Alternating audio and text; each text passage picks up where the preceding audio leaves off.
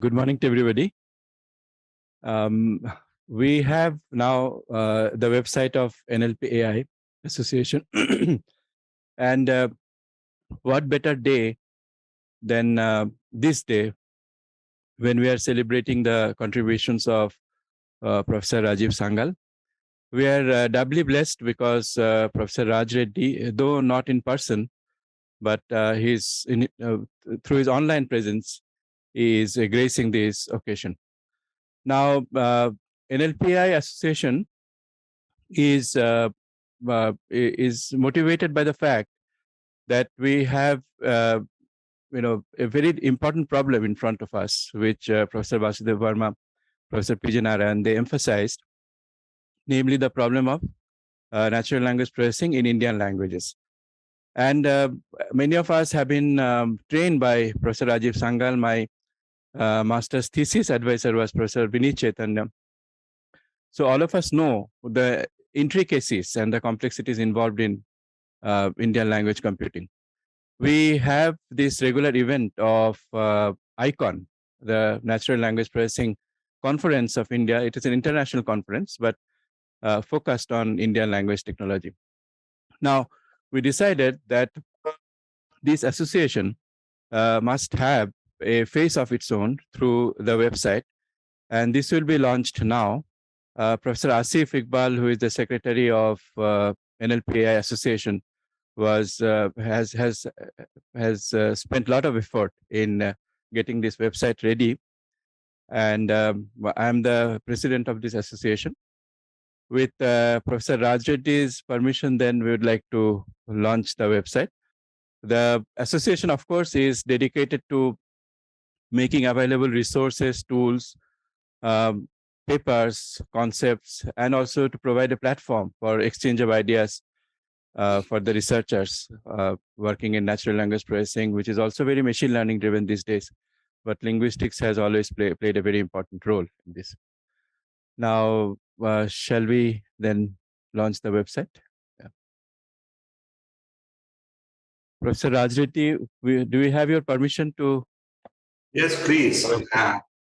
I'm grateful to be part of this event. I'm happy to launch this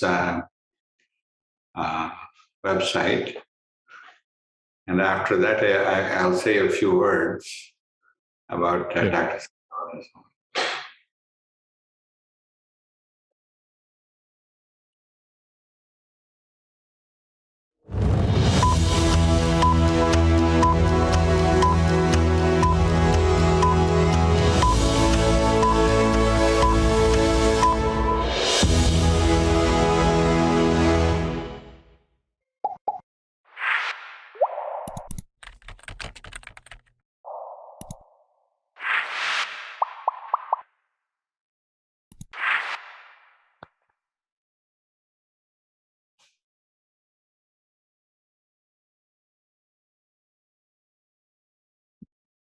To speak.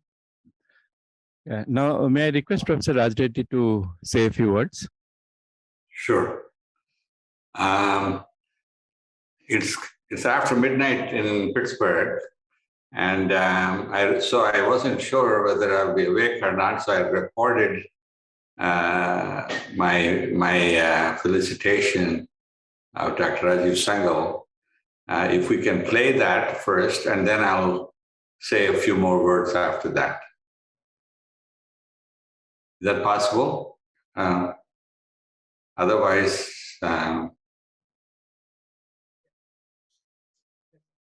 we'll be saying that in a minute.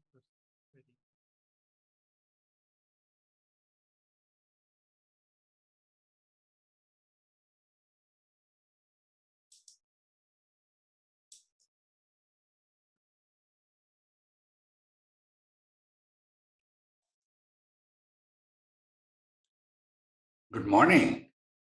I'm delighted to have this opportunity to pay tribute to Dr. Rajiv Sangal at the time of his transition to emeritus status at IIIT.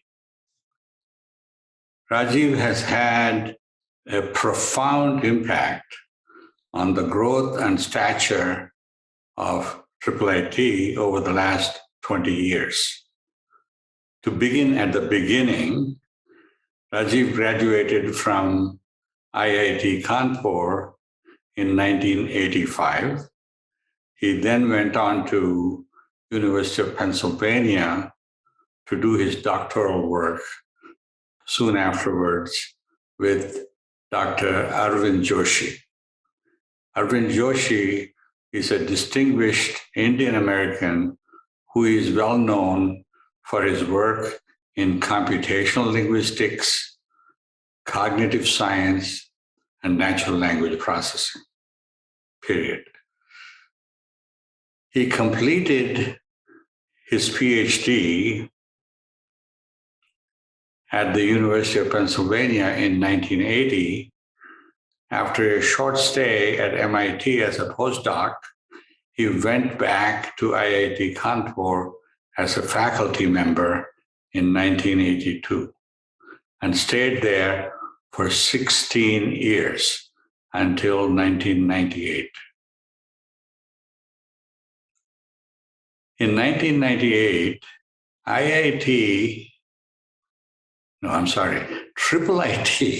was just being formed in Hyderabad. I think Rajiv was probably getting restless at IIT Kanpur after 16 years and was looking for new challenges and new frontiers to conquer. Whatever it was, Rajiv was persuaded to move to Hyderabad as a Satyam faculty chair at NLPAI. He was actively involved in forging new direction and character of the early NLPAI with Narendra Ahuja. When Narendra, who was on leave from UIUC, had to return, Rajiv was the natural successor as the director of NLPAI from 2002. And he's been here ever since. We lost him temporarily to IIT BHU about 8 years ago, but he continued to be affiliated with NLPAI and returned at the end of his term at BHU. During his tenure at NLPAI, the institution grew and became one of the major research institutions in India and the leader in several areas of computer science. He has maintained his research focus and interest even while he was the director of the institute. In particular, he continued to be the head of LTERRC, Language Technology Research Center, at NLPAI. During this period, he also provided national leadership on language processing tools and technologies, including language translation and optical character recognition. In summary, it is perhaps correct to say he is the preeminent figure on Indian language technologies today and has provided substantial leadership to the Indian National Language Mission. Good luck, Rajiv. All the best in your future endeavors. Good evening. Okay. Thank you very much for being patient. And Rajiv, I can't see you in the audience, but I'm sure you're there. I just wanted to say that without your leadership for the last 40 years almost, we would not have the kind of advances we have made in the natural language processing area. And unfortunately, I believe we're still at the beginning. There ought to be 10 times, maybe 100 times funding for this research and many more people being trained than it's currently the case. The reason I say this is, of all the countries in the world, India has the most to gain by Indian language processing technologies. Right now, we have 22 official languages. Because of long-term leadership of Dr. Rajiv Sangal, we finally, I think, have an Indian language technology mission or something, trying to translate from any language to any language. But in general, it should be the case, if we succeed in our missions, any person anywhere in India should be able to read any book, listen to any conversation, and watch any movie in any language without having to learn their languages. There are a number of problems that need to be solved. One of the visions that is being discussed is a concept of a universal translator from any language to any language in the world. This was originally proposed by Douglas Adams in a book called Hitchhiker's Guide to the Galaxy. And he called it Babelfish, where you would put something in your ear and it would listen to anything that's going on and translate it into your language. And then when you speak, it would hear it and then translate it back to the other languages of the language of the listener. So that whole idea, I think, is now doable. The technology is there, and we've demonstrated it for some major languages like English and Chinese and so on. But the people that will benefit most from that are citizens of India. The reason is the following, namely, if you take somebody from any part of India and transplant them 200, 300 kilometers from where they are, invariably they will land in a place where they don't speak the same language,